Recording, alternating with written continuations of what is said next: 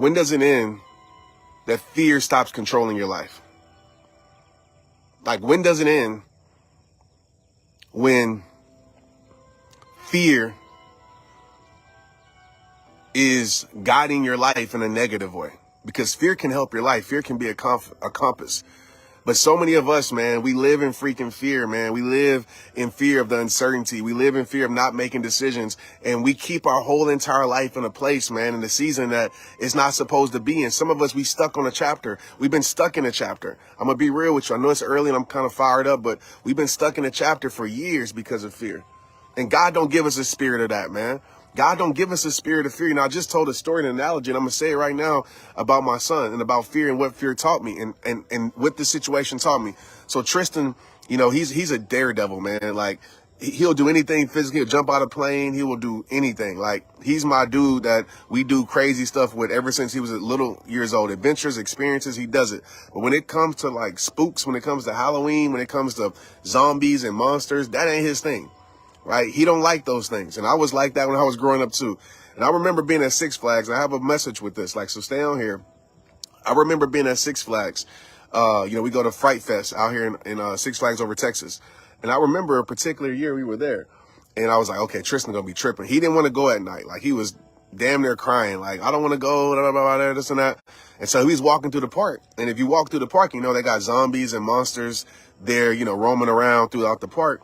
And Tristan would hide behind me. Like, you could literally smell fear. Like, those, and then those zombies would like find him. Those vampires would creep up around him and scare him because it gave them excitement to be able to inject fear, right? And I told Tristan, I said, hey, man, as long as you keep hiding and running from fear, fear is going to chase you. Fear is going to find you. These people in here are going to keep messing with you because it's fun for them because they see that you're scared. I said, even when you're scared, bro, it's okay to be scared, but courage isn't courage isn't the absence of fear. It's the ability to walk through fear even when you're afraid. It's the ability to face fear even when you're scared. That's courage. And I said, you gotta have some courage because you'll never get through this. You'll never fix it if you never face it. So he kept on hiding behind me, kept on getting freaked out, wanting to leave, dropped his hot dog one time, all of these things. Maya was asleep, and this zombie comes up and takes a picture of Maya because she's asleep. We show Maya to this day. Like, she's like, what happened? I was asleep. Well, she was little. She didn't know she was asleep. So we took a picture, and the zombie stopped and said, hey, little man, you want me to tell you a secret? If you want us to stop messing with you, stop hiding behind your dad. And he walked away. And Tristan said, what does he mean by that? And I said, what he meant was, face your fear. Walk out. Show him that you're not afraid. Because that guy said before he left, he said, that's why we don't mess with your dad. We see confidence in your dad. I don't know if your dad's afraid or not, but we ain't about to mess with your dad. And at that moment, Tristan, even though he was afraid, he started to realize, man, if I just walk, we did at Universal Studios out there in Orlando. If I just walk and actually just walk out there and just walk with my chest out, then a lot of these people aren't going to mess with me. And that's what happened. You might say, what does that have anything to do with my life? What does a Fright Fest have anything to do in my life? This is what I'm going to tell you, man. A lot of us are acting like Tristan. A lot of us are running from fear. A lot of us are hiding from fear. A lot of us won't face fear. A lot of us are being paralyzed by fear. We're doing all those things, man, with fear. And fear is just chasing us. Fear is keeping us in a place that we're no longer supposed to be in anymore. Right? Fear is keeping us from making decisions that are right for our life that we know we need to make in our life. And a lot of us are staying in those places in our life because of that. It has to get to a place where you face your damn fear, man.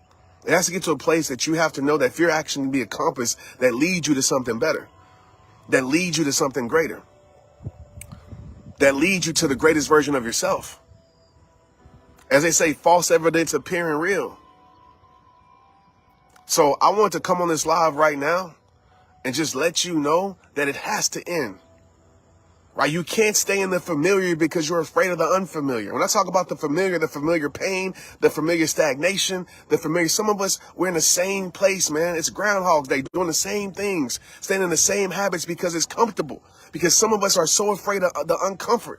We're afraid to do something different. We're afraid to do something new. Some of us would rather stay in the known, even though the known sucks.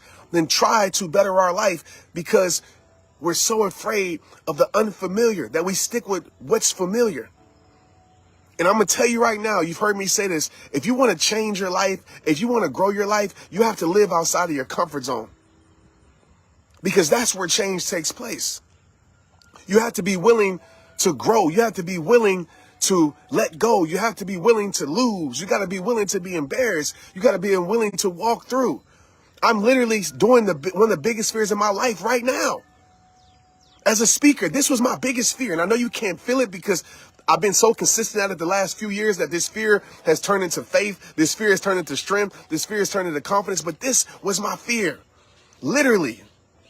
And some of you can't even believe it because you're like, ain't no way, Trent. Ain't no way. You're extra. Ain't no way. Because you're experiencing me now. But if you go back and watch my old videos, you can even smell the fear. But I decided to keep facing it. Because I knew if I didn't face it, I will never fix it. I knew if I didn't face it, I will never get past it. I knew if I didn't face it, I will never get over it. I will never change it. And I faced it. And I kept facing it. So it got to the point where that fear lost its power. It got to that point where that fear turned into courage, where that fear turned into strength. And you know how I did that? By consistently showing up, by consistently not backing down, by consistently making the hard choices, by consistently making the hard decisions in my life. And some of you say, Trent, how do you have confidence in making decisions when fear is amidst in your presence? I have confidence because I know this, man. And it's this simple. 3 words. 3 words that I told myself in the midst of my biggest fears on stage. 3 words that I told myself in letting go of football and moving something from that's familiar in my life. 3 words that I tell myself, and I want you to write down these 3 words. I want you to write down these 3 words on your mirror. I want you to write down these 3 words. Get it tattooed if you want. I want you to write down these 3 words in your car. I want you to write down these 3 words so you see it every single day. And this is a reminder for me that I was not created to walk in fear, that I will not be a human being of fear, that I will not back down to fear. I will stand up to fear until fear surrenders. Because I ain't surrendering with fear. I'm not retreating from fear. I'm not. Because fear is a compass that tells me where I need to go. If you have the fear of speaking, it probably means that you need to speak. If you have the fear of leaving a situation, it probably means that you need to leave it. If you have a fear of going for your dreams, it probably means that you probably need to go for that thing that you're fearing. Because on the other side of fear is the next level of you. On the other side of fear is something greater for you. And this ain't no motivational, inspirational talk. This is real. And some of us, we live our whole life in fear. Somebody on Instagram said, I lived 31 years of fear. It ends now. I don't care if you've been living 52 years, 72 years. I don't care if you've been living a year. It ends now. We're not living in fear no more. We're not living in the fear of somebody abusing us. We're not living in the fear of any of that no more. None of that. We're going to stand up for ourselves. We're going to get the help that we need. We're going to reach out to the people we need to reach out to. We're going to build the connections we need to build. Because life is too short to be experienced in fear when it's meant to be experienced in faith. 3 words that I tell myself, man. God got me. In the midst of fear, I know God got me. In the midst of anxiety, when I'm on stages speaking to thousands of people, when I feel like, oh my gosh, like what am I doing here? When I'm self-sabotaging, God got me. In the midst of making hard decisions for my life or investments, business decisions, man, I'm afraid. I'm like, should I do it? God got me. God got me. And I know if God got me, who can be against me? I know if God got me, who can stop me? What can stop me? Nothing. Because I know that God is always working out what is meant for my life. Always working out what is meant for my soul. Those 3 words is God got me. And some of y'all, man, that's basic, Trent. That's easy. Like, why would I say that? Why would I say that? Those words will trigger something in your soul that will bring confidence in the midst of your fear. I'm telling you, when I deal with fear, even when I be online with y'all sometimes fear comes up. I don't know where it comes from sometimes, but God got me. Just tell myself, God got me. Sometimes I press live. I'm like, man, what do I have to say to these people? Like, man, I got to talk for 20 minutes, 15 minutes. What am I going to say? Like, what if God got me? Man, is my family going to be okay? Like Maya going through a situation last year, man, God got me. God got us. And when you truly believe that, fear can't win. It can't win. And it's been winning too long in your life. That fear that shouldn't be winning at all, it's been winning too long in your life, y'all. You've been getting upset by fear for far too long, and it stops today. It stops. It stops. So I need you to make a decision, to decide that fear is no longer going to paralyze your life. No longer going to paralyze your life. Because, listen, this is common sense, right? But some of us, I've been there before. I had a friend that tell me the reason I won't change because I'm afraid of something different. I'm afraid of something different. And I get it. Different is very fearful, right? As human beings, we like to be comfortable in certainty. So different is very difficult. But I want you to think for a moment, as I told this person, damn, I get doing something different is scared, bro. But man, staying in a place that I know ain't good for my life, I'm way more afraid of that. So how you gain leverage in making decisions for yourself, right? And this is tactical things that you can use. How you gain leverage in making decisions for yourself is simply understanding what fear is worse. The fear of change or the fear of staying the same. The fear of uncertainty or the fear of negative certainty. A certainty that you know what it is. That you know this ain't where you're supposed to be at. That you know if you change nothing, nothing is going to change in your life. And you're going to live Groundhog's Day. And you're going to live 31 years, 60 years, the rest of your life in the same misery that you're in right now. And I told myself years ago, I refuse to die miserable. I refuse to die miserable. If I fail in making decisions, I know I can still get back up. Failure isn't the end. Failure isn't fatal. Failure isn't final. Failure is nothing but feedback. Some of us, we're afraid to make decisions because we're afraid to look stupid. We're afraid to fail. We're afraid to be embarrassed in front of people. We're afraid to leave the familiar. I get it. But just pick your poison. Because I knew in my life, bro, how I was living every single day and being comfortable in that, I knew that was a problem. I knew that was a recipe for regret in my life. I knew it was a recipe for regret in my life. Cassandra, I'm praying for you, man, with cancer. Maybe you can find somebody that will help you see the world. And I would tell you, man, that's a beautiful thing to do. I don't have the answer for you, but maybe you can find somebody, reach out to somebody and help you see the world and go live your life. You know, and I understand what fear of falling down. You know, it's crazy because this is common sense for a lot of us, right? But sometimes as parents, right, we see our kid and we have a fear for them falling down. Like, man, I don't want them to fall. But you know that at some point they got to fall so they can understand how to stand. They can understand how to walk. You know, you always tell them, man, get back up, get back up. And you let them fall down, you let them stumble, you let them figure it out. And it's the same with your life. Thinking that you're not going to fall down is crazy when you're trying to do something, learn something new, or make decisions in your life. I fell down plenty of times in this journey with my foot. I mean, y'all see I got me a little pad on my scooter, but I fell down multiple times in the last few weeks. But now I can confidently say, and I was excited last night, a lot of you know, I can actually stand and take a few steps. I can actually take a few steps, y'all. And I know that seems minor to so many people, but I haven't been able to walk for the last 4 weeks. And I finally took a step, and it was an ugly step. It wasn't a beautiful step, but I took a step. And there was an opportunity for me to fall and taking that step. But I told myself, if I fall, hell, I'm going to get back up. And now, the last 2 days, I haven't failed. So now I am eliminating the fear more and more because I'm consistently showing up against my fears. Does that make sense? I'm consistently facing my fear of falling.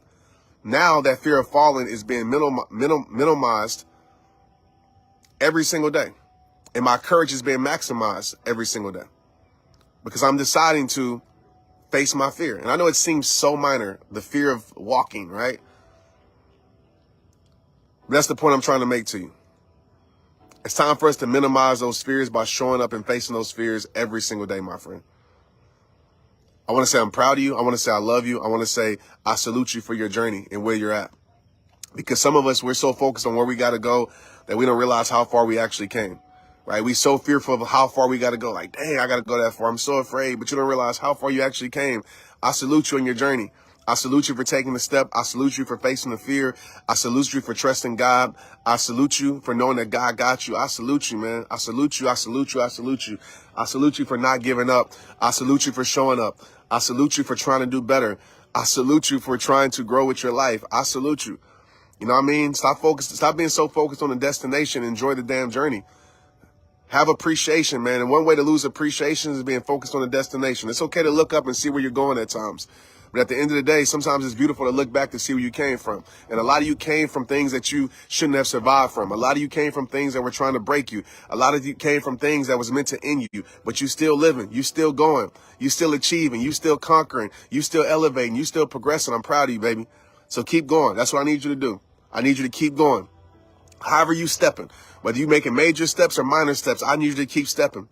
I need you to keep stepping. I need you to be that turtle. I need you to be that cheetah, however you going. Some days we cheetahs, some days we turtles, but one thing is for sure, we're going to keep on progressing. We're going to keep on stepping. So I need you to keep stepping. Stepping on fear, stepping on opposition, stepping on doubt, stepping on things that don't serve you, stepping on all those things. You keep stepping. You keep stepping. You know why? Because God got you. Because God got you. Thank you, everybody, for tuning in this morning. Thank you, for everybody that's watching this on replay. My ask of you down below is today's podcast is available. If you guys are listening to me right now, then you will love the podcast. I talk about how you know something is for you. A question I get all the time for the last decade. How do I know this person is for me? How do I know this dream is for me? How do I know this opportunity is for me? I answer that in today's podcast through my experiences in life. So make sure you listen to it below or anywhere you listen to podcasts, Spotify, iTunes. Just put in Straight Up by Trent Shelton. It's episode, I think 118. The last episode is called How You Know Something Is For You. You go to my website below, TrentShelton.com, and tap into it with the player that's on there, the podcast player. But yeah, if you can share this with somebody on your team, your coworker at work, you know, maybe you pick a part of this and be like, hey, listen to minute 3 to 6. Dang, it's a turtle right there, bro. Look, I'm talking about the turtle. Hey, look, look, I'm gonna see if I can zoom in. I can't zoom in over here. Can I zoom in? I can't. You see him right there on the fence? Right there, that's a turtle. Look at him. That's a turtle. How ironic is that? I just told you to be the turtle, and the turtle showed up. I don't know, man. Somebody need a confirmation. That's confirmation. All right.